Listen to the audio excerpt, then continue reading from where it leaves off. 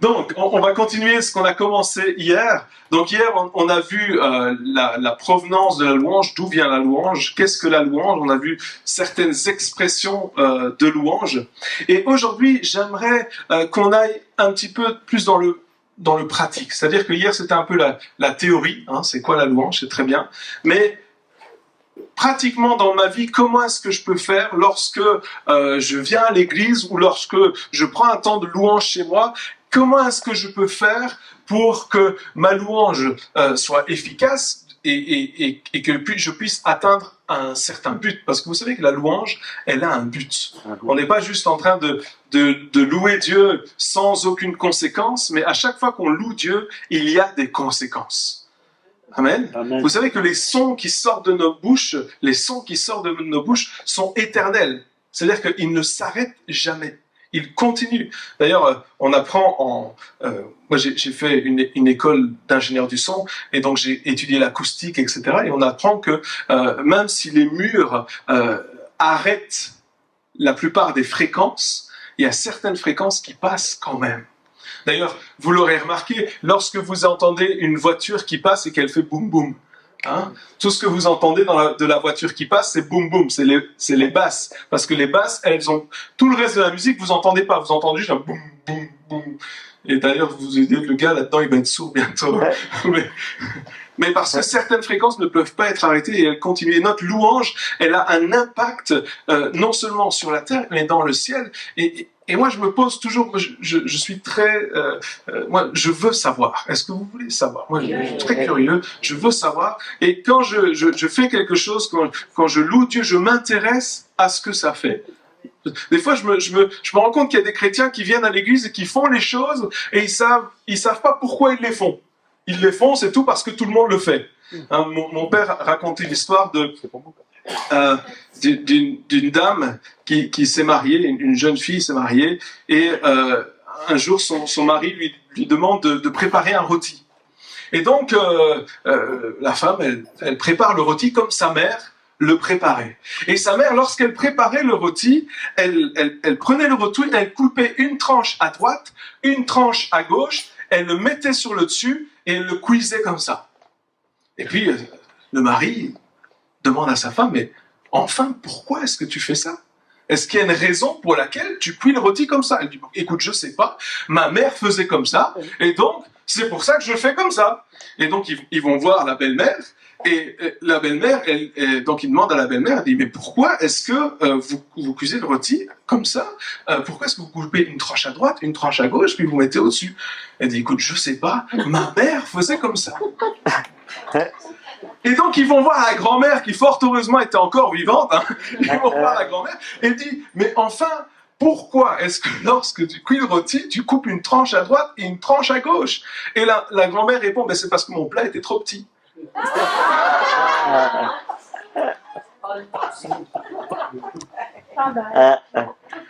Des fois, on fait des choses, on n'a aucune idée pourquoi on les fait, mais les autres le font. Alors, hein?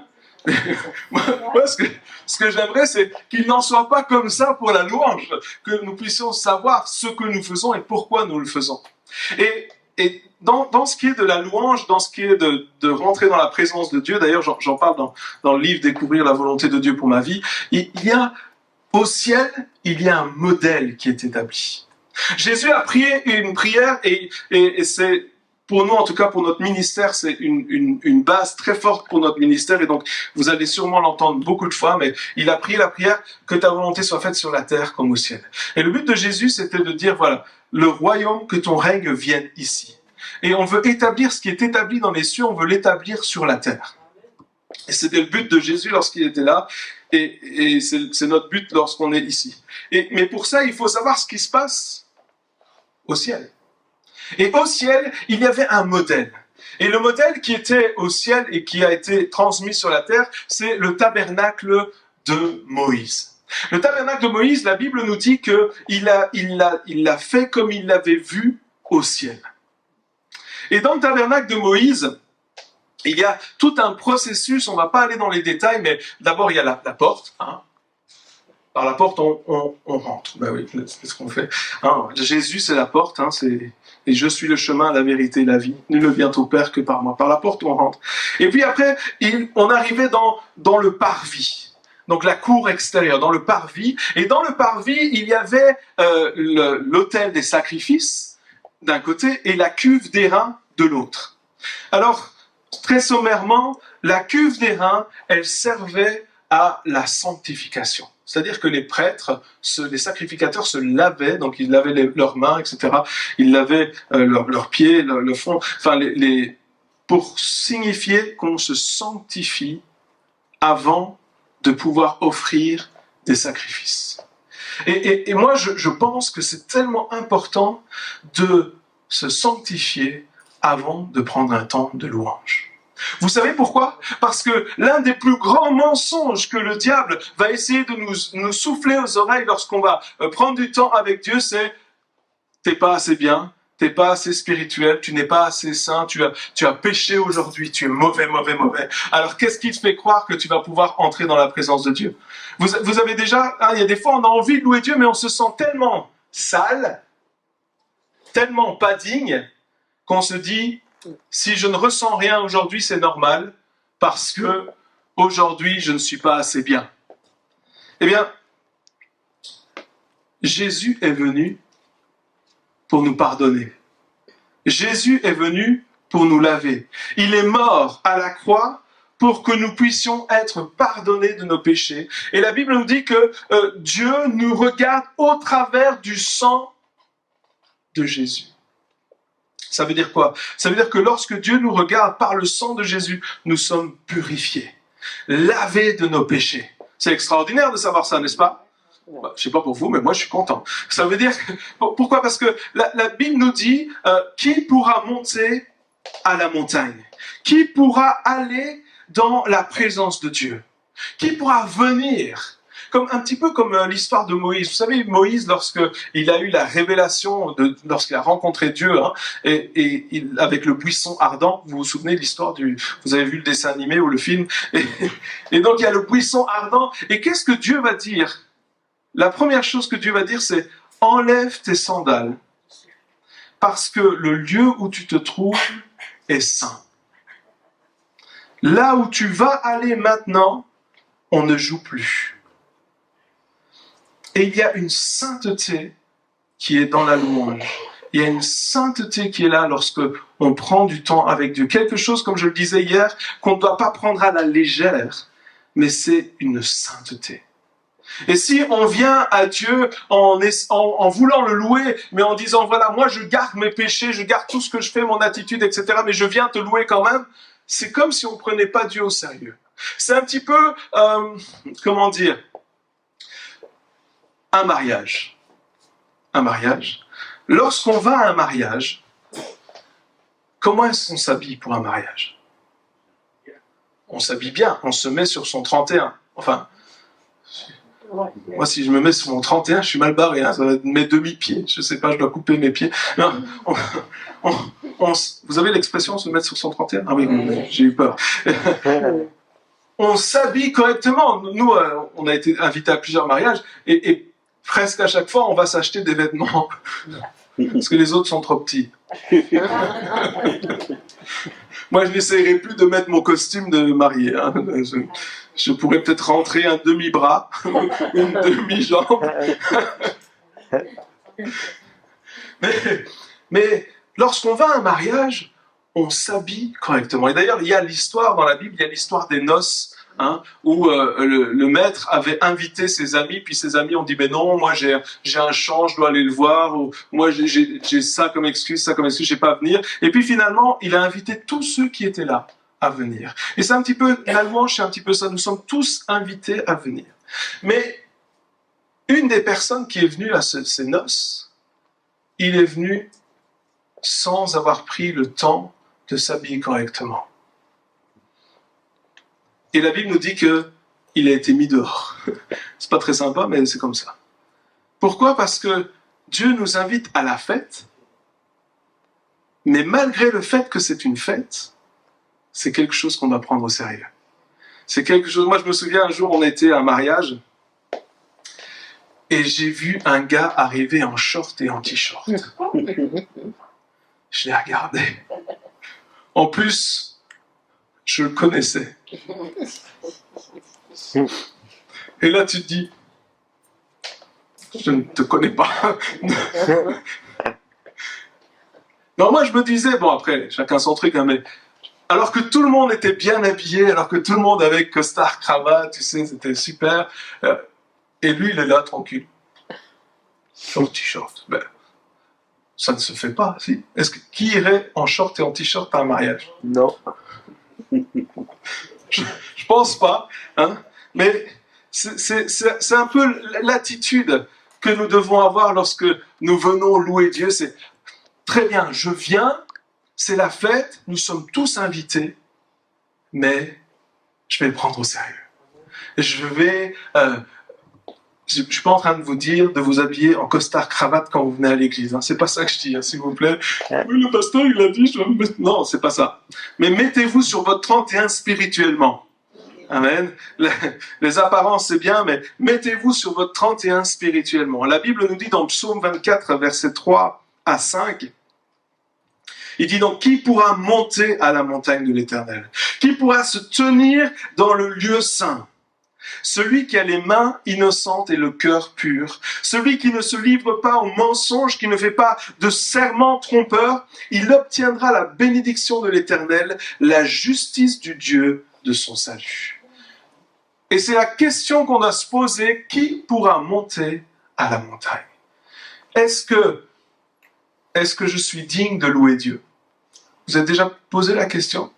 Est-ce que je suis digne, pas juste de chanter des chants, on l'a vu hier, c'est pas juste le fait de chanter des chants, mais de louer Dieu de tout le monde. Est-ce que je suis digne de monter à la montagne?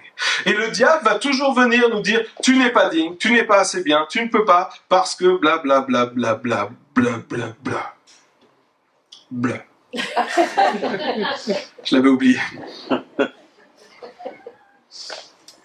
Et vous savez,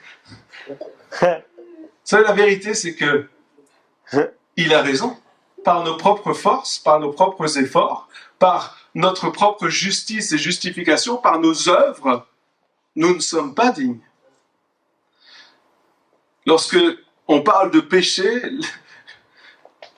Jésus va jusqu'à dire, mais si tu ne respectes pas une virgule de la loi, t'es foutu. Alors moi, c'est pas une virgule que j'ai pas respectée, hein, c'est un chapitre, c'est pas...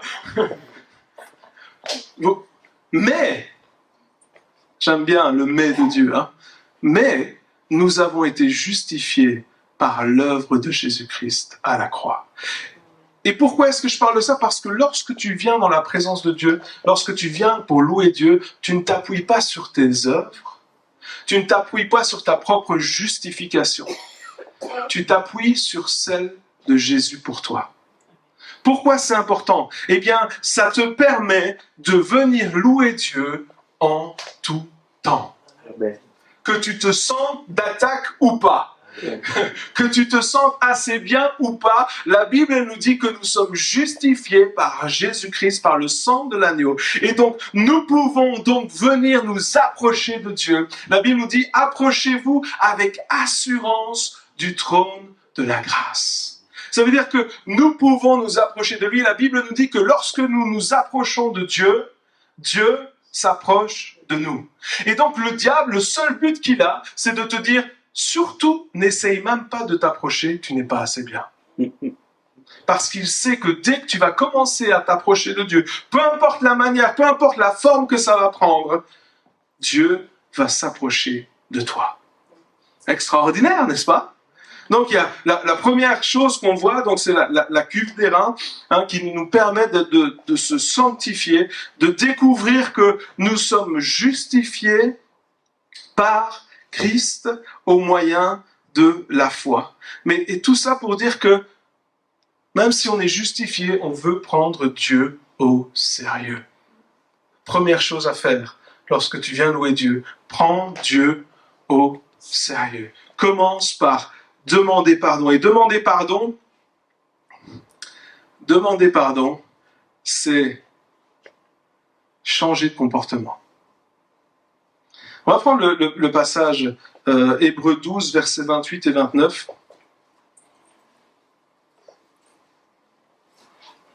C'est pourquoi, puisque nous recevons un royaume inébranlable, attachons-nous à la grâce qui nous permet de rendre à Dieu un culte qui lui soit agréable, avec respect et piété. Notre Dieu est en effet un feu dévorant.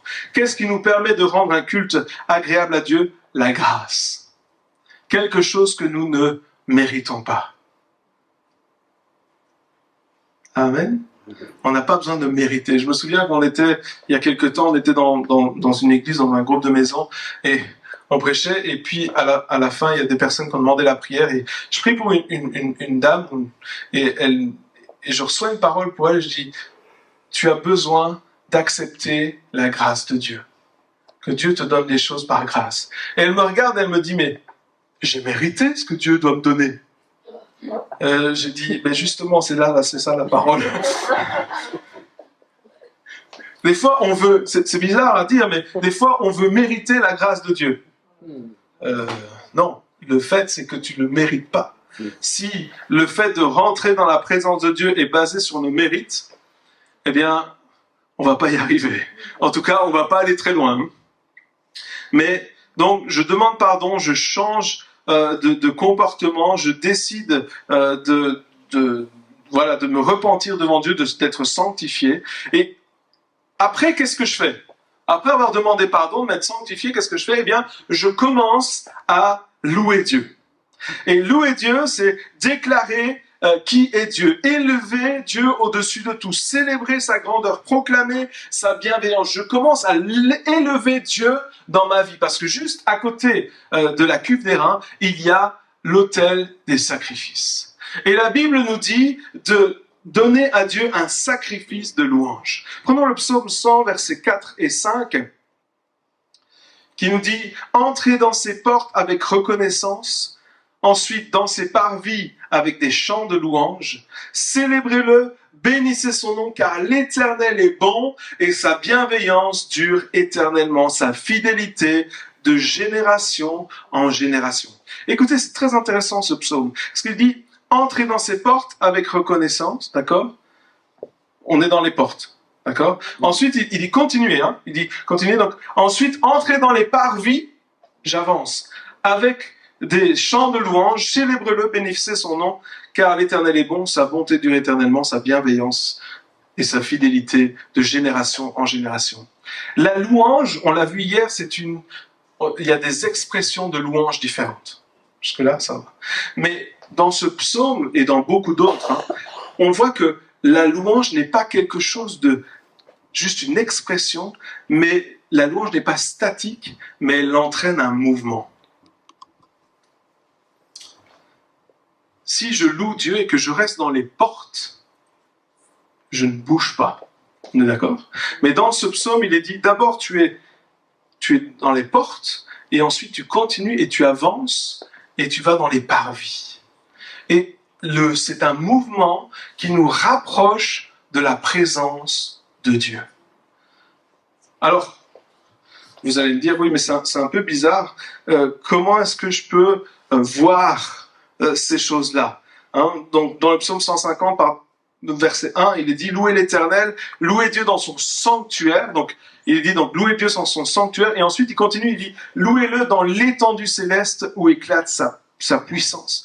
Dieu nous invite, au travers de la louange, à nous approcher de Dieu de plus en plus. Dans les portes, dans les parvis, ensuite dans le sanctuaire, donc dans la présence de Dieu, et puis ensuite dans les cieux, là où il y a le trône de Dieu. Et si physiquement, aujourd'hui, le tabernacle n'existe plus, on est d'accord, il n'existe plus physiquement, il n'est plus là.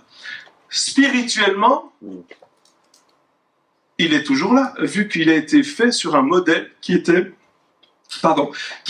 dans les cieux. On continue, ça va devenir clair. Dans Jean 4, 24, il est dit après, Dieu est esprit et il faut que ceux qui l'adorent en esprit et en vérité. Et c'est là qu'on arrive, c'est-à-dire que je suis en train de vous parler de mouvement, Et en même temps, tu me dis, oui, mais là, qu'est-ce que ça veut dire? Que ça veut dire que physiquement, je vais avancer? Ou que, comment? Non. Dieu nous appelle à l'adorer en esprit. Amen. Nous sommes corps, âme et esprit. Notre esprit est la partie de notre être qui est en communication directe avec Dieu. D'accord? Corps, âme et esprit. Et notre esprit communique avec Dieu. Et donc, alors que notre corps peut-être élève ses mains, que notre âme peut-être lit et réfléchit aux paroles, et que nous chantons, notre esprit, lui, se rapproche de Dieu, du trône de Dieu. Ça veut dire que lorsque je viens louer Dieu, en esprit, je dois m'avancer. Le problème, c'est que si tu ne le sais pas, tu ne le fais pas. Et si tu ne le fais pas, tu ne vis rien. Mais si tu le sais, alors tu vas commencer à essayer de le faire. Alors tu vas me dire, oui, mais c'est peut-être un peu compliqué. Ça paraît compliqué, mais ça ne l'est pas. Parce que lorsque dans ton esprit, tu commences à élever Dieu, hein, tu vas voir qu'il y a des choses qui vont bouger et tu vas sentir de plus en plus la présence de Dieu. Tu vas sentir que tu te rapproches de plus en plus de la présence de Dieu. Prenons le psaume 63, versets 1 à 5. Psaume de David. Lorsqu'il était dans le désert de Juda, « Ô Dieu, tu es mon Dieu, je te cherche.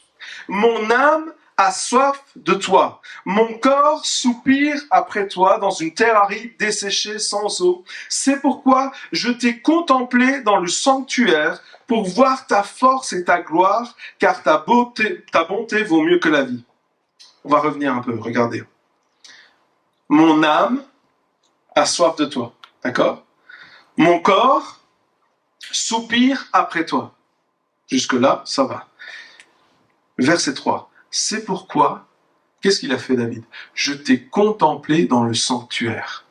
Comment est-ce que David a-t-il fait pour contempler Dieu? Est-ce que vous croyez que Dieu est apparu à David physiquement dans le sanctuaire? Je ne pense pas. La Bible nous dit que nul homme ne peut voir Dieu et vivre. C'est-à-dire que si Dieu nous apparaît physiquement, on meurt. Je ne pense pas. C'est possible, mais je ne pense pas. D'accord. Ne me faites pas dire ce que j'ai pas dit, je ne pense pas. Mais par contre, je crois que David contemplait la gloire de Dieu en esprit. Et si David pouvait le faire, est-ce que vous croyez que nous aussi, nous sommes capables de le faire? Il n'y a pas de raison. Il n'y a pas de raison. Alors David était un adorateur et tout ce que vous voulez, mais c'était un homme. D'accord? Il n'était pas parfait. Si vous connaissez l'histoire du roi David, vous savez qu'il était loin d'être parfait. Il a fait beaucoup de bêtises, David. Et pourtant, il pouvait contempler la gloire de Dieu, où ça? Dans le sanctuaire. Car ta bonté, et lorsqu'il contemple la gloire de Dieu, il dit, lorsqu'il voit la gloire de Dieu, lorsqu'il voit Dieu, qu'est-ce qu'il dit? Il dit, ta bonté vaut mieux que la vie. Quand tu vois Dieu, quand tu contemples ce qu'il fait, tu dis pas, oh oui, parce que toi, oh Dieu, tu vas écraser tout le monde. Lorsque tu regardes à Dieu, tu vois la bonté. Ta bonté vaut mieux que la vie. Ensuite, mes lèvres célèbrent tes louanges, parce que quand tu le contemples, tu as envie de le louer encore plus. Ainsi, je te bénirai toute ma vie et je lèverai mes mains en faisant appel à toi. Et ça, ce psaume de David, c'est vraiment une parfaite représentation de louer Dieu de tout notre être, corps, âme et esprit. Mais comment est-ce qu'il faisait donc pour contempler Dieu? On sait que David, je viens de le dire ici, le contemplait avec son esprit. J'ai été un peu plus profondément dans la réflexion. Alors, c'est une réflexion, d'accord? Ce n'est pas une théologie que je vais vous apporter maintenant. C'est juste une réflexion et juste pour moi, la manière dont je comprends les choses. Je crois que Dieu utilise notre imagination pour nous révéler ce que l'on voit en esprit. Je m'explique. Je pense que notre imagination est le décodeur qui permet à notre âme de comprendre ce que l'on voit en esprit. Il y a des choses que l'on voit en esprit, mais comment est-ce qu'on peut les expliquer après avec des mots, avec notre intelligence? On visualise. Et la visualisation, l'imagination. Je pense. Alors pourquoi est-ce que je dis ça? Je dis ça parce que trop souvent, on a essayé de compliquer les choses simples. C'est-à-dire qu'on essaie de dire seulement les ultra-spirituels, ils peuvent voir en esprit. C'est faux. Dieu nous a donné à tous l'imagination. Vous êtes d'accord? Dieu nous a donné l'imagination, la créativité, etc. Donc, Dieu nous donne ces choses-là, et je crois que ces choses-là ont été créées pour le louer et pour communiquer avec lui. Et si notre imagination peut nous aider à communiquer avec Dieu, alléluia. Alors, sur quoi est-ce que je m'appuie pour dire ces choses-là? Eh bien, par exemple, David, il disait à un certain moment, il dit « L'Éternel est mon bouclier ».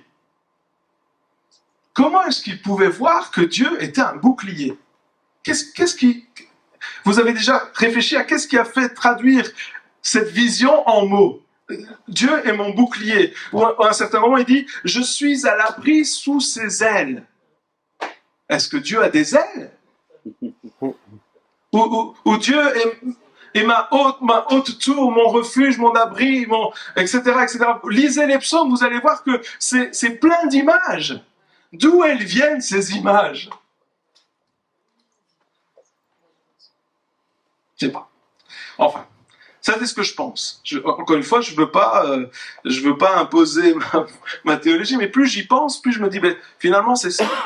C'est très simple. Et je le dis vraiment parce que et je parlais à des jeunes et je leur disais ça, et puis tout d'un coup, c'est comme si ça s'est éclairé dans leurs yeux. Et ils se sont dit, ah mais alors moi aussi je suis capable de voir les choses de Dieu. Vous comprenez? Le but de cet enseignement et de ce séminaire, c'est pas de vous dire, voilà la louange où elle est, vous n'êtes pas assez bien. Non, justement, c'est le contraire. C'est de dire, voici la louange, ce que ça peut amener, et nous sommes tous capables d'y arriver.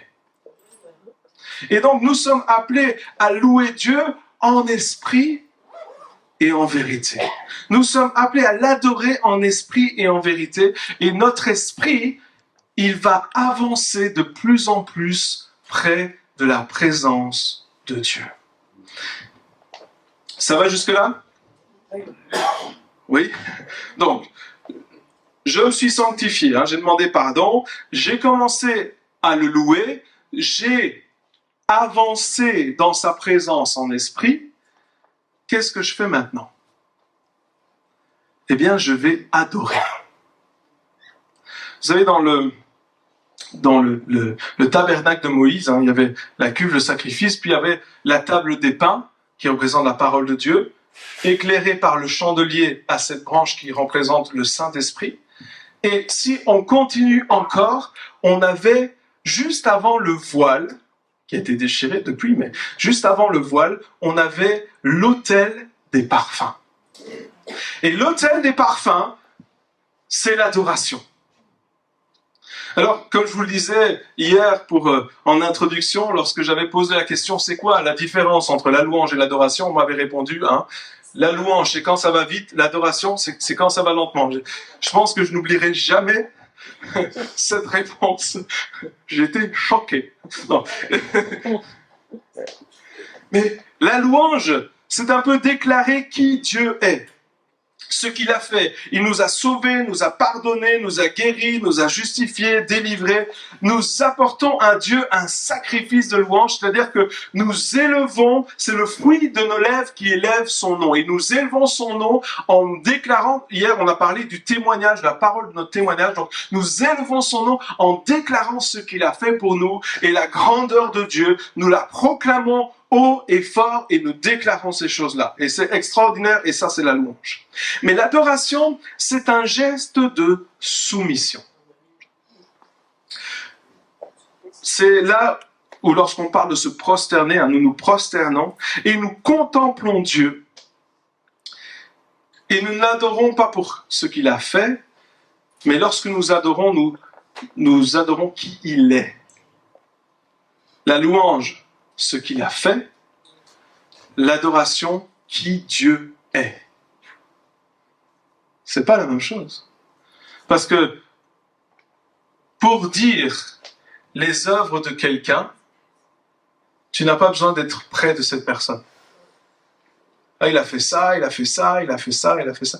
Mais pour dire qui est quelqu'un, qui il est, tu as besoin d'intimité. Tu as besoin d'être près de lui. Parce que comme dans ce psaume où il dit, lorsque je m'approche dans le sanctuaire, à un certain moment, ta bonté, tu es merveilleux, tu es fidèle, tu es. Vous comprenez, lorsqu'on s'approche de Dieu, lorsqu'on a cette adoration qui monte, l'adoration amène l'intimité. Ou plutôt, on a besoin d'avoir de l'intimité avec Dieu pour pouvoir l'adorer. On a besoin de cette proximité avec Dieu pour pouvoir dire combien il est bon, qui il est, et combien nous l'aimons, ce qu'il représente pour nous. Dieu est amour, plein de bonté, sa bienveillance durera toujours, il est grand, plein de patience, miséricordieux.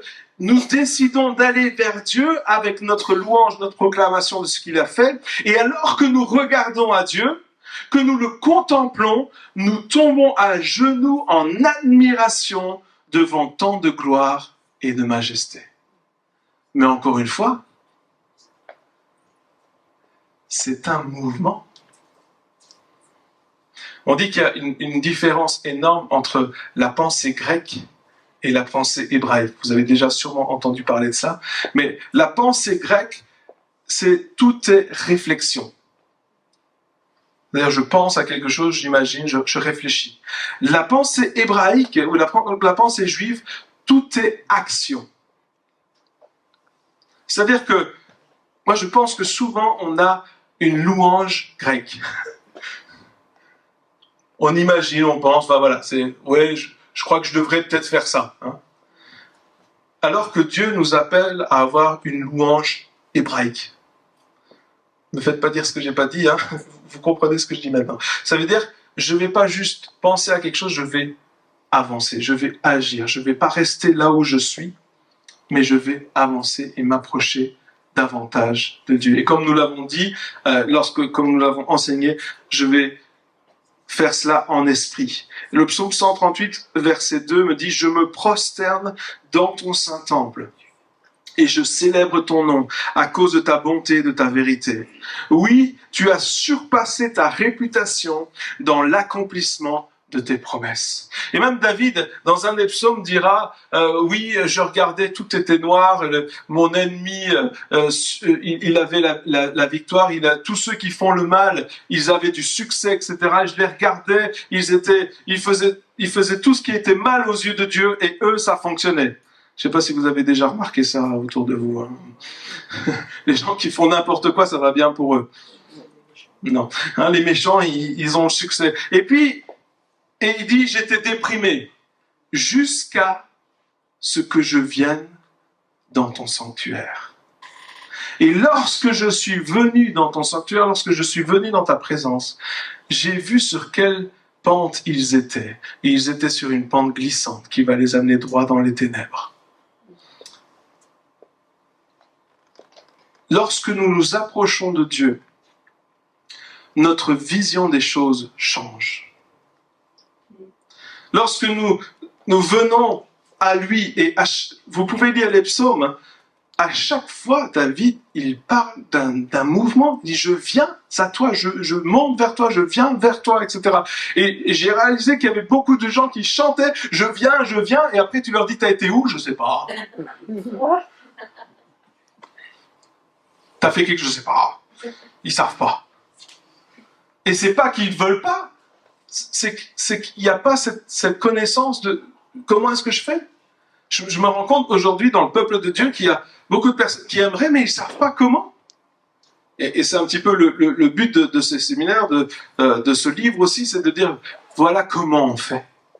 Alors, j'ai pas toute la connaissance, hein, je sais pas tout, loin de là. Mais je sais que la proximité avec Dieu, ça change tout. Ça change tout. Hébreux 10, verset 19 à 22, nous dit, ainsi frères et sœurs, nous avons par le sang de Jésus l'assurance d'un libre accès au sanctuaire.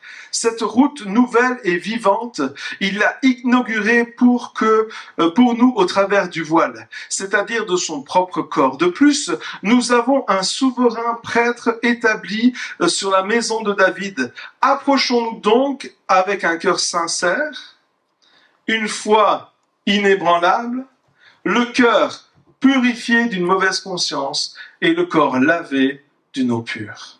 C'est-à-dire que je vais être saint, purifié, mon cœur sincère, donc c'est-à-dire je ne vais pas commencer à penser à autre chose, etc. Je vais me concentrer sur Dieu. Et une foi inébranlable, ça veut dire quoi? Ça veut dire que je vais croire que lorsque je viens vers Dieu, Dieu va venir vers moi aussi. Amen. Donc gardons nos yeux fixés sur lui, sachant qu'il nous a pardonné et qu'il désire nous voir. D'accord? Dieu veut plus que vous veniez à lui. Allô? Dieu a plus envie de vous voir que vous ne voulez voir Dieu. Vous savez que la Bible nous dit que les pensées de Dieu pour nous sont plus nombreuses que les grains de sable sur les plages. Vous avez déjà essayé de compter les grains de sable? Faites le test. Tu prends une petite poignée, une poignette de grains, et tu comptes. Vous en aurez pour un petit temps, hein, juste pour la petite poignée. Hein. Oh oui. Il y en a énormément. Donc imaginez, Dieu, il pense à nous aussi souvent que ça. Ça fait beaucoup de pensées, non? Vous ne trouvez pas? Quand vous pensez à quelqu'un tout le temps, on appelle ça un peu de l'obsession, non? Enfin, je sais pas. Mais oui ou non? Quand vous avez déjà été amoureux ou pas? Non. Non, moi jamais. Amoureux, hein? Quand on est amoureux, qu'est-ce qu'on fait? On part, hein? Et un tel ceci, un tel cela, et un tel ceci. Et tu as une conversation avec quelqu'un d'autre, tu parles que de la personne que tu aimes, hein? Et là, tu la gaves direct. Elle est toute, oui, ça va, je sais qu'elle est super, je sais qu'elle est... Hein? Eh bien, Dieu, il pense à nous encore plus que ça. Alors, est-ce que vous croyez qu'il veut nous voir? Il veut passer du temps avec nous, bien plus que ce que nous voulons. Et donc ça, c'est tout le processus pour arriver dans la présence de Dieu. Tout ce processus. Et je vais continuer en balayant tout ça. Maintenant que j'ai construit, je vais tout casser. Vous êtes d'accord? Non. Tu es fou? Tu es fou, mon frère. Parce que juste après le tabernacle de Moïse, il y a eu la tente de David. Et là où dans le tabernacle de Moïse, il y avait tout un processus, dans le tabernacle de David ou la tente de David, il n'y en avait aucun. Vous savez, c'était quoi la tente de David? C'était une tente. Oh, bravo! Et où, au milieu, il y avait l'arche de l'alliance qui représente la présence de Dieu. C'est tout. C'est tout. Et non seulement il y avait ça, mais il y avait des Lévites qui louaient Dieu, qui adoraient Dieu 24 heures sur 24, 7 jours sur 7. Il y avait une simplicité de venir dans la présence de Dieu. Et c'est là que je veux arriver. Venir dans la présence de Dieu, c'est simple. Alors vous allez me dire, mais pourquoi est-ce que tu nous as cassé la tête avec le tabernacle de Moïse si c'est pour nous dire qu'on efface tout? Parce que dans la mentalité de David, il y avait le tabernacle. Vous comprenez? C'est pas quelque chose qu'ils ne connaissaient pas, c'est quelque chose qu'ils connaissaient que trop bien. Et donc, le tabernacle de Moïse nous amène à voir l'importance et le solennel de la louange et de l'adoration. Vous êtes d'accord? Là, toutes les significations qu'il y a. Alors que la tente de David, pour moi, c'est un petit peu comme l'accomplissement du tabernacle de Moïse. C'est-à-dire que une fois que tu sais toutes ces choses-là, ça devient naturel chez toi. C'est-à-dire que tu sais que lorsque tu vas louer Dieu, tu peux pas juste dire, ben voilà, je vais louer Dieu, je vais pas demander pardon, je vais vivre une vie comme je veux, et puis après je vais venir faire semblant de rien. Comment tu sais que tu vas offrir des sacrifices de louange, des sacrifices d'adoration. Et moi, je pense que il y avait la louange, il y avait l'adoration dans la tente de David. L'un n'efface pas l'autre. Vous comprenez? Mais un petit peu comme Jésus est venu accomplir la loi, si je peux me permettre l'exemple, pour moi c'est un petit peu comme le tabernacle, la tente de David, c'est un petit peu l'accomplissement du tabernacle de Moïse. On est venu, on vient, on sait, on est préparé, les Lévites, on en reparlera peut-être un peu plus tard, mais les Lévites qui étaient là dans la tente de David, c'était des personnes qui étaient consacrés. Ça veut dire que leur but dans la vie, c'était de louer Dieu. Ils faisaient que ça.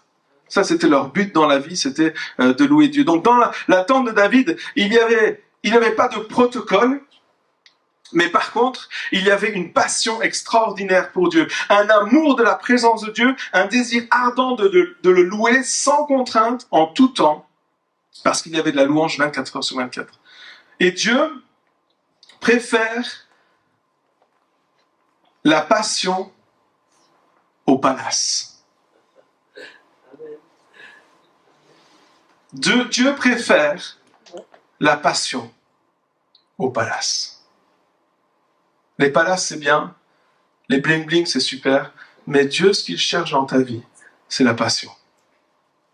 Et c'est pour ça qu'on l'a déjà dit hier, et je le répète encore aujourd'hui, lorsque tu viens louer Dieu, aie faim et soif de vivre quelque chose avec lui. Ne viens pas en disant, ben non, on verra bien s'il va chanter un chant que j'aime bien, si je vais bien aimer le chant ou pas. Si je ne le connais pas, je chante pas. Je sais que vous n'avez jamais pensé comme ça. Mais la Bible dit, et Dieu préférait la tente de David au tabernacle de Moïse. La preuve, c'est qu'il a dit qu'il relèverait dans les derniers temps, maintenant. Dieu relève la tente de David. Il relève des gens passionnés pour lui, qui n'ont qu'un désir, c'est de venir en toute simplicité dans sa présence. Moi, je crois personnellement qu'il y avait des choses folles qui se passaient dans cette tente. Imaginez la louange 24 heures sur 24, 7 jours sur 7. Waouh! Il y a quelques années déjà maintenant, un ami m'a dit, tu sais, moi j'ai un endroit, j'ai acheté un appartement, et dans cet appartement-là, il y a de la louange qui va 24 heures sur 24, 7 jours sur 7. Et cet appartement-là, il est consacré à la prière et au temps pour Dieu. C'est une maison de prière. Il n'y a pas toujours quelqu'un dedans, mais 24 heures sur 24, 7 jours sur 7, il y a la louange. Et quand il y a quelqu'un qui va, il va là-bas pour prier. Je lui ai dit, waouh, c'est super, montre-moi. Et j'étais avec lui, et puis un autre ami pasteur, et puis on est arrivé dans l'appartement. On s'est assis et on était incapable de parler. Incapable. On arrive, je pense on est resté une demi-heure, je sais pas, 1 heure, je sais pas. Franchement, le temps s'est arrêté. Le temps s'est arrêté, on était assis là. Et il n'y avait plus rien que tu pouvais dire. La présence de Dieu était tellement forte, manifeste, qu'il n'y avait rien d'autre que tu pouvais faire. Et je crois que lorsqu'on a cette passion pour Dieu, eh bien, c'est ça que nous cherchons constamment. Parce qu'après tout, nous sommes, comme Paul a dit tout à l'heure, nous sommes le temple de Dieu. Nous sommes la demeure où Dieu habite. Et donc, évidemment, Dieu veut révéler sa présence. La Bible nous dit que nous sommes le temple du Saint-Esprit. Amen. Donc nous sommes l'endroit où Dieu veut faire sa demeure, où il veut se manifester. Il n'y a pas, aujourd'hui, comme je le disais tout à l'heure, le tabernacle de Moïse n'existe plus physiquement. Mais la bonne nouvelle, c'est qu'il existe toujours au travers de nous. La présence de Dieu peut être manifestée au travers de nous. Donc peu importe où tu es, à quel moment de la journée, dans quelle situation tu te trouves, à n'importe quel moment, tu peux élever les mains, commencer à adorer Dieu, et la présence de Dieu va se manifester. C'est super. Je ne sais pas pour vous, mais moi, dans beaucoup de situations, ça m'a beaucoup aidé de savoir ça. Il y a des moments où on était dans des endroits qui étaient franchement hostiles. Et là, tu es là, qu'est-ce que tu fais? Tu lèves tes mains, tu commences à adorer Dieu. Et les choses se débloquent. La puissance de Dieu se manifeste. Donc en résumé, en tout temps, en tout lieu, en toute circonstance, offrez à Dieu un sacrifice de louange, adorez-le en esprit et en vérité, et que votre louange, votre adoration vous entraîne dans la présence de Dieu. Ce que nous voulons avant tout, c'est faire plaisir à Dieu. Et le fait que nous soyons proches de lui, lui fait plaisir. Notre passion pour lui fait plaisir. Amen. Donc ici, nous venons de voir comment on fait, notre attitude, comment on fait pratiquement. Maintenant, la destination de notre louange, c'est quoi? Tu vas me dire, c'est facile, c'est Dieu. J'espère que c'est Dieu. Hein? Mais comme je le disais hier, des fois on vient et on veut louer Dieu parce qu'on sait que si on loue Dieu, ça va nous faire du bien.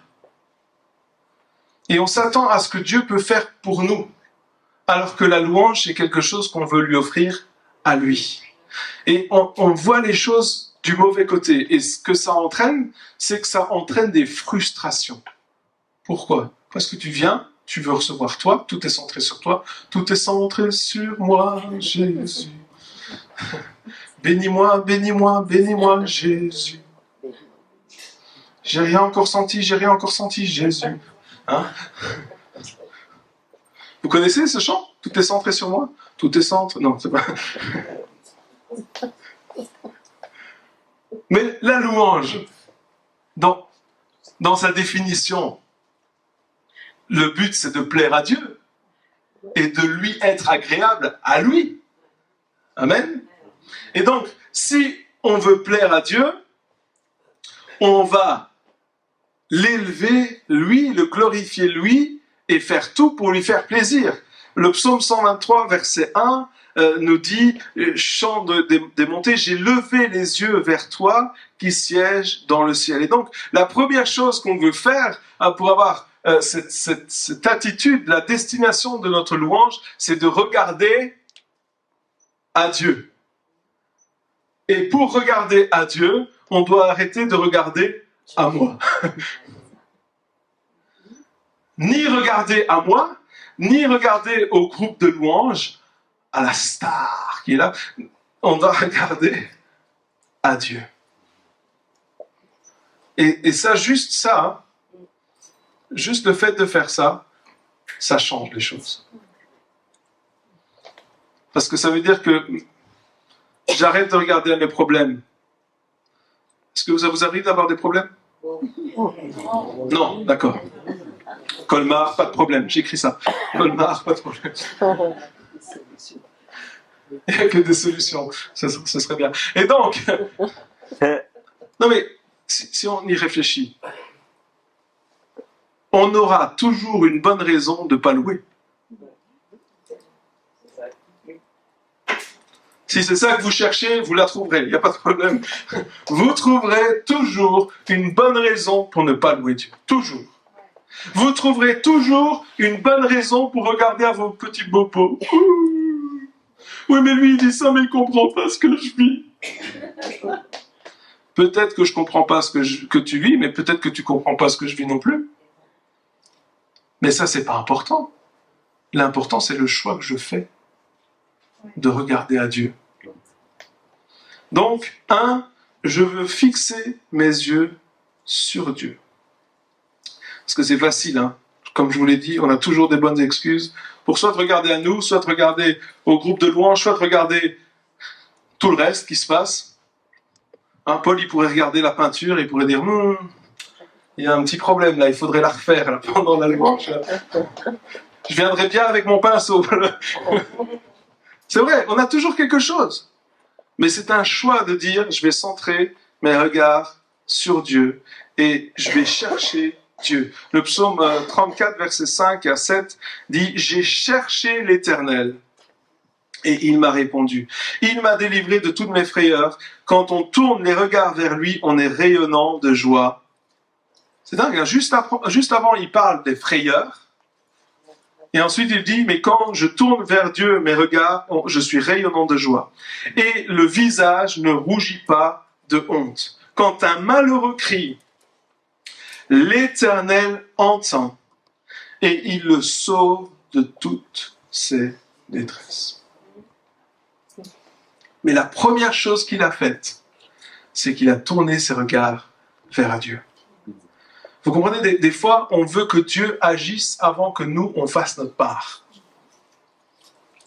On veut que Dieu agisse. C'est comme si tu veux les bénédictions de Dieu, mais tu n'es pas prêt à lui obéir. Ou c'est comme si tu veux récolter sans semer.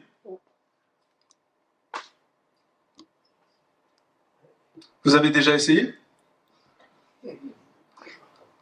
Qui a déjà essayé de récolter sans semer ? Personne n'est assez stupide pour le faire. Il n'y a pas de carottes qui poussent. Il n'y a pas de carottes. Est-ce que tu as planté des carottes ? Ben non. Mais je ne comprends pas, il n'y a pas de carottes. Non, mais personne ne parle comme ça. Vous avez déjà entendu quelqu'un parler comme ça ? Non. Personne ne dit, tiens, je m'étonne, je n'ai pas récolté aujourd'hui. Pourtant, je n'avais pas semé. Personne ne parle comme ça. Et pourtant, nous, des fois, c'est ce qu'on fait. On dit, mais enfin, Dieu n'agit pas dans ma vie. Oui. Qu'est-ce que tu as fait ? Ben rien.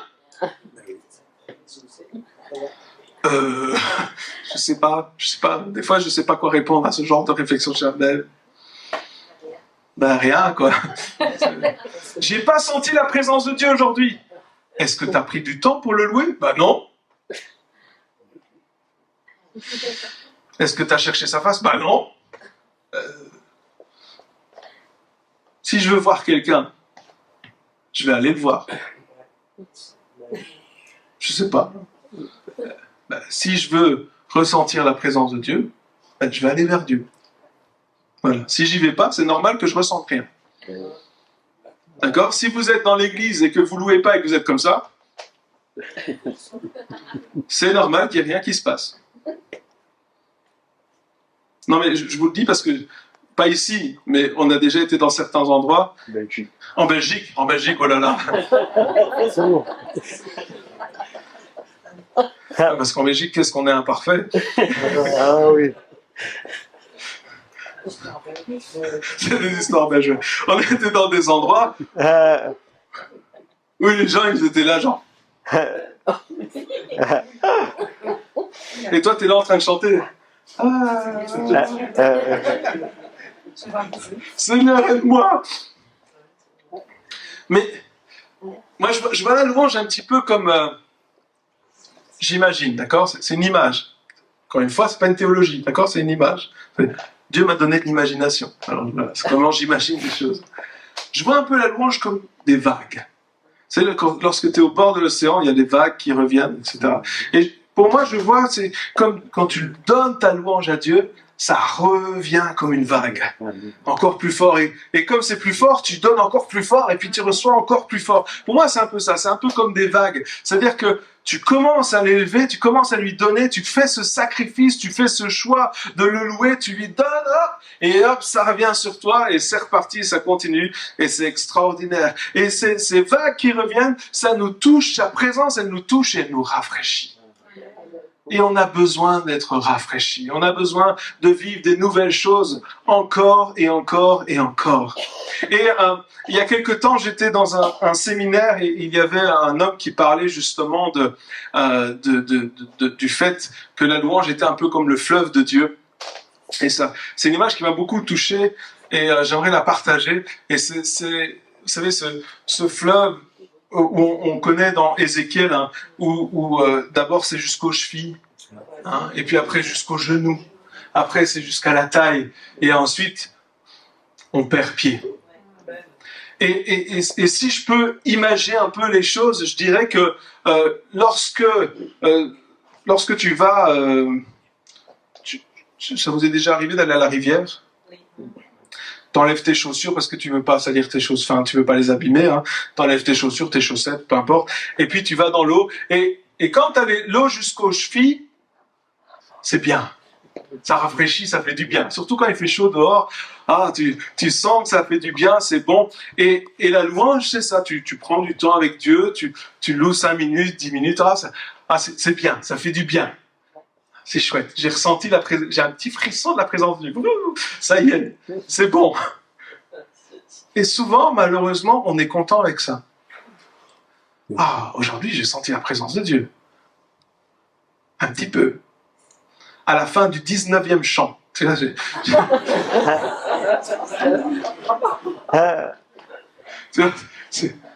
Et t'es content, ça y est. Finalement, parce que Thierry, il a insisté pendant des heures pour que tu loues Dieu, finalement, t'as fermé les yeux 5 minutes et t'as ressenti la présence de Dieu. Et c'était bien. J'étais jusqu'aux chevilles, quand même. Et c'est déjà mieux que rien. C'est mieux que pas d'eau du tout, hein. Et puis après, t'as les plus vaillants. Les plus vaillants, ils commencent à louer Dieu un peu plus. Ils vont même jusqu'à lever les mains. Et là, tu arrives jusqu'aux genoux. Et tu commences à sentir la force du courant. C'est fort aujourd'hui, la présence de Dieu, c'est fort. Tu as un peu la force du courant, c'est bien. Et puis, tu as les super spirituels. Eux, ils vont jusqu'à la taille. Alors eux, ils lèvent les 2 mains, ils chantent de tout leur corps, ils se concentrent sur Dieu, et là ils arrivent, et quand tu vas jusqu'à la taille, le courant tu le sens mais fort. T'es à un tel point que tu tombes presque. La présence de Dieu, elle est palpable, elle est tangible, elle est forte, c'est extraordinaire, tu vis un temps extraordinaire dans la présence de Dieu, le courant est là, tu tiens bon, mais le courant est là. Oui, mais dans les 3 exemples, tu as gardé pied. Et donc, quand tu vas sortir du temps de louange, tu seras au même endroit que où tu es entré. Tu auras passé un bon moment, ça aurait été bien, mais tu vas récupérer tes chaussures. Et il n'y aura rien qui aura changé dans ta vie. Ce sera pareil. Mais le 4e exemple, où Dieu dit « avance encore ». Et là, il dit « c'était un endroit tellement profond que j'ai perdu pied. Je ne pouvais plus contrôler, il fallait que je nage. » Et lorsque tu perds le contrôle, tu ne ressors pas au même endroit que tu es rentré. Et tu as perdu tes chaussures. Dis à ton voisin, je veux perdre mes chaussures. C'est quoi le but de ta louange ? Perdre les chaussures.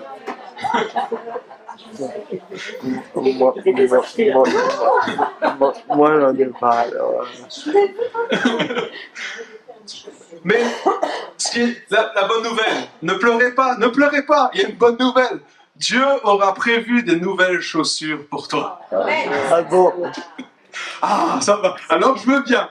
Vous savez, le bon, c'est l'ennemi du meilleur. Lorsqu'on pense à un bon moment dans la présence de Dieu, c'est l'ennemi du meilleur des moments dans la présence de Dieu. Vous comprenez ? Lorsque tu vis quelque chose qui est bien avec Dieu, c'est l'ennemi du meilleur de ce que Dieu a prévu pour toi. Mais pour le meilleur, t'as pas le choix, tu dois perdre le contrôle. Et nous qui voulons toujours tout contrôler, Pardon, en Belgique, nous qui voulons toujours tout contrôler, j'avais oublié un mot dans la phrase, pardon, excusez-moi.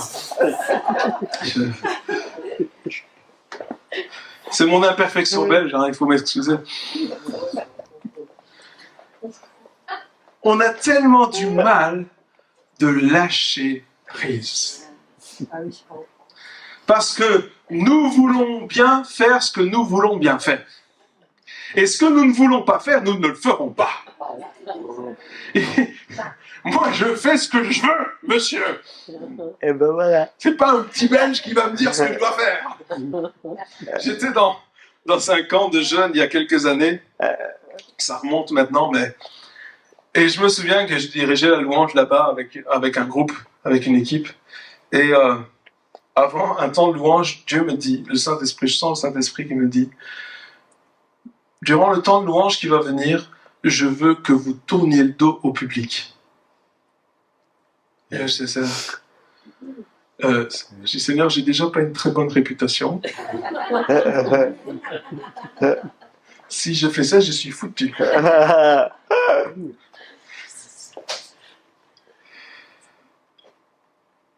Et comment dire, ben, je l'ai fait quand même. J'ai arrêté d'avoir peur de ce que les gens pourraient penser. Je sais, en France, vous n'avez pas de problème. Mais de me préoccuper de ce que les autres voulaient, parce que finalement, je me suis rappelé que le but de la louange est de faire plaisir à Dieu, et à Dieu seul. Comme je vous le disais hier, je vous le répète aujourd'hui, nous avons un public de une personne. Et si ce public de une personne, nous voulons lui faire plaisir, nous allons faire tout ce qui est nécessaire pour lui faire plaisir. Et là, ce jour-là, je me suis retourné. Et j'ai dit au groupe de louanges, on va se retourner. Alors ils m'ont tous regardé parce que je ne les connaissais pas bien. En plus, c'était vous savez, un groupe composé sur le tas. Là. Ils ont dû se dire, celui-là, il a pété. Il y a quelque chose que ça va plus chez lui. Et j'ai dit, écoutez, voilà ce que je pense qu'on doit faire. C'est ce que nous allons faire. Si vous ne voulez pas le faire, vous pouvez aller dans la salle. Et le groupe de louanges, et ils ont tous accepté. Ils sont aussi fous que moi. Je ne sais pas c'est qui le plus fou, le fou qui dirige ou les fous qui suivent. Je ne sais pas. Les deux. Et on s'est retourné. Et je vous assure que c'était humiliant. Je ne sais pas dire comment, mais c'est très très gênant. Je ne sais pas si... Enfin, voilà, c'était assez gênant. Et on a fait la louange, la présence de Dieu était forte, manifestée, il y a des choses qui ont commencé à se passer, enfin vraiment, c'était très très fort. Et puis à la fin de la louange, il y a un jeune qui a commencé à témoigner, il devait avoir 14-15 ans, je pense, à l'époque, et il a dit « J'ai vu le ciel ouvert, et j'ai vu Jésus debout à la droite de Dieu. » Et j'étais content et fâché en même temps. J'étais content pour ce qu'il avait vu et qui a changé sa vie littéralement, et j'étais fâché parce que c'est moi qui obéis, et c'est lui qui reçoit la bénédiction. C'est moi qui fais le sacrifice et c'est lui qui est... Vous comprenez, voilà. C'est comme si tu joues au loto et c'est un autre qui gagne avec ton ticket. Mais on ne joue pas au loto, donc ça va. Mais on est là. Mais des fois, il est nécessaire de passer au-delà des bonnes manières, au-delà des bonnes convenances pour louer Dieu vraiment de tout notre cœur et lâcher prise. Un jour, on était dans le culte à l'église, et puis, vous savez, entre la louange et le message, il y a un tout petit temps, là. Vous savez, quelques secondes où tu prends ta Bible et tu prêches. Et on venait de terminer la louange, et puis j'allais prêcher dans notre église, et puis, avant que je puisse ouvrir la bouche, il y a un gars qui s'est levé à nouveau, il venait d'arriver, il se lève. Je me dis, qu'est-ce qui se passe? C'est pas la coutume. Tu t'assieds quand je monte, tu t'assieds, t'écoutes. Et le gars, il s'est levé et il a crié à Dieu, il a dit « Seigneur, aie pitié de mon fils », etc. Il commence à pleurer pour son fils et tout. Et moi, je le regardais tout bêtement. Pendant quelques secondes, j'étais étonné, j'avais pas l'habitude. Vous voyez de quoi je parle? Tu sais pas du tout ce que tu t'es censé faire parce que c'est pas censé se passer comme ça. Mais en même temps, quelques secondes après, j'ai ressenti le cœur de Dieu qui voyait que cet homme avait dépassé la politesse pour exposer son cœur à Dieu. Et moi, je crois que des fois, on doit dépasser les bonnes convenances. Pas trop, hein. J'ai peur de ce qui pourrait se passer après. Mais... pour lâcher prise devant Dieu. Et cet homme, il a exprimé tout son cœur à Dieu, et puis l'assemblée, voyant le cœur de cet homme, a commencé à prier avec, et puis s'est levé une mini réunion de prière de quelques secondes, hein, mais qui était tellement intense. C'était une intercession vraiment, où c'est comme si tout le monde d'un coup a ressenti le cœur de Dieu, la compassion de Dieu. On a commencé à prier, à intercéder. Et je pense la semaine d'après, il est venu témoigner que son fils était revenu, et quelques temps plus tard, son fils a donné sa vie à Jésus, etc. Mais parce que il a dépassé. Vous comprenez, il y a des fois, on a tellement peur de ce que les autres vont penser qu'on ne fait rien. Encore une fois, le but, c'est pas de se donner en spectacle. On est bien d'accord avec ça, je pense que vous l'avez compris, je l'ai répété tellement de fois. Mais le but, c'est pas de se donner en spectacle, mais c'est de donner tout à Dieu. Et si tu as peur de ce que les autres pensent, tu donneras pas tout à Dieu. Tu vas dire, ok, ici, je sais pas où je suis tombé, je sais pas, je connais pas bien les gens, je vais faire attention, etc.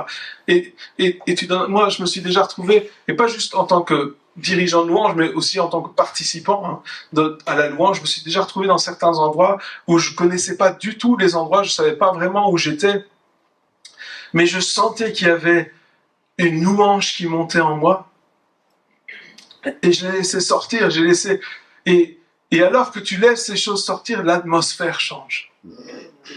J'étais dans une réunion l'autre jour, et il y avait un temps de louange, c'était donc moi j'étais dans la salle, et le gars il avait vraiment, ceux qui dirigeaient la louange avaient vraiment du mal, c'était vraiment dur, etc. Puis il y a quelqu'un qui est venu, il a dit voilà ce que Dieu déclare, il faut briser la chape de béton, etc. Il a proclamé des choses que Dieu lui avait montrées pendant la louange, et au lieu de les garder pour lui en se disant je vais garder ça parce que je ne sais pas ce que les autres vont penser si je l'apporte, si je le relâche, il a relâché ces choses-là. Et au moment où il a dit ça, j'ai senti littéralement le ciel qui s'est ouvert. Vous comprenez, si on veut tellement avoir l'air bien qu'on finit par ne plus rien faire. On veut surtout pas choquer, on veut surtout pas déranger, mais c'est ça, mais tu ne déranges rien. Même le diable n'est pas dérangé. Tu peux louer autant de temps que tu veux, ça ne le dérange pas. La louange, elle doit déranger le diable, et pas qu'un peu. Notre louange, elle doit être là parce que tout ce que nous voulons faire, c'est de faire plaisir à Dieu. Et donc la question se pose, si je veux lui faire plaisir, et on y a répondu, mais est-ce qu'il y aura peut-être des actes, des choses, ou des mots, des déclarations que Dieu va nous demander de faire pendant les temps de louange? Moi je crois vraiment à des paroles, à des choses que nous faisons qui débloquent les situations. Moi j'y crois, j'y crois parce qu'on le vit très très souvent, des choses que tu fais parce que tu obéis à Dieu qui vont débloquer des situations. Lorsque nous sommes retournés avec ces jeunes, avec ce groupe de louanges, et lorsque nous avons loué Dieu de tout notre cœur, eh bien à ce moment-là nous avons vu les choses se débloquer parce que nous étions prêts à faire tout ce qui était nécessaire pour faire plaisir à Dieu. Et moi, je vous pose la question, est-ce que vous voulez faire plaisir à Dieu? Comme par exemple, dans Exode chapitre 15, versets 20 et 21, on a le peuple de Dieu qui vient de traverser la mer avec les Égyptiens qui se sont noyés, et il est dit après, verset 20, Myriam, la prophétesse, la sœur d'Aaron, prit à la main un tambourin, et toutes les femmes sortirent à sa suite avec des tambourins et dansant. Myriam répondait aux Israélites, chantez en l'honneur de l'Éternel, car il a fait éclater sa gloire, il a précipité le cheval et son cavalier dans la mer. Et l'histoire biblique, en tout cas, nous montre que c'est la première fois où il y a eu un chant spontané qui est venu, où alors qu'il y a quelque chose qui est en train de se faire, c'est venu spontanément. Et Myriam, la prophétesse, au lieu de dire personne n'a jamais fait ça, c'est ce qu'elle aurait pu se dire. C'est pas la tradition, personne n'a jamais fait. Elle a commencé à danser.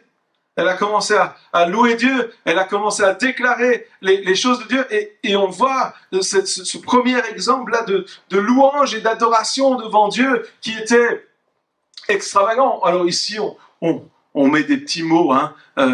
Elle prit le tambourin et elles ont commencé à danser. À mon avis, ça devait danser. Hein. Des fois, on dit oui, mais dans les églises, il faut qu'on respecte une certaine tradition. Est-ce que vous avez déjà vu les Juifs danser? Et Saint Rabbi Jacob, vous avez déjà vu des Juifs danser à un mariage? Les hommes danser à un mariage, c'est humainement, c'est de la folie. C'est un délire collectif, je vous assure. C'est extravagant. Louis de Funès l'a fait une crise cardiaque quand même. Hein, c'est pas n'importe quoi. Non, mais c'est extravagant. Des fois, on pense que dans le judaïsme, c'est tout. Non, c'est pas. Il faisait rien. Non, il y avait de l'extravagance. Et cette extravagance, si elle est guidée par Dieu, elle peut amener des choses extraordinaires à se passer. Le nombre de réveils qui ont éclaté suite à un temps de louange où les participants ont osé faire des choses qu'ils n'avaient jamais faites avant. Si vous étudiez l'histoire, c'est impressionnant. Et moi, je vous pose la question, et on va terminer avec ça pour cet après-midi. Est-ce que vous croyez que c'est encore pour aujourd'hui? Oui. Et est-ce que vous croyez que c'est seulement réservé aux super spirituels, ou est-ce que vous croyez que c'est réservé pour chacun d'entre nous? Moi, je crois fermement que c'est réservé pour chacun d'entre nous. Dieu veut faire des choses extraordinaires au travers de la louange. Et ce soir, on va parler de deux choses qui pour moi sont très importantes. C'est la louange dans le ciel et la puissance de la louange. C'est les deux thèmes qu'on va aborder ce soir. Mais ce sont des choses qui peuvent avoir une influence. La louange, et je vais vous raconter plus de témoignages par après, elle est censée avoir un impact. Et la présence de Dieu, lorsqu'on est dans la louange, c'est extraordinaire. Mais laissez-moi vous dire que la présence de Dieu, c'est juste le début. C'est pas la finalité. C'est pas la finalité. Tu arrives dans la présence de Dieu et puis il y a d'autres choses. Mais ça, on va voir ce soir. Donc, c'est pour vous mettre un peu en appétit.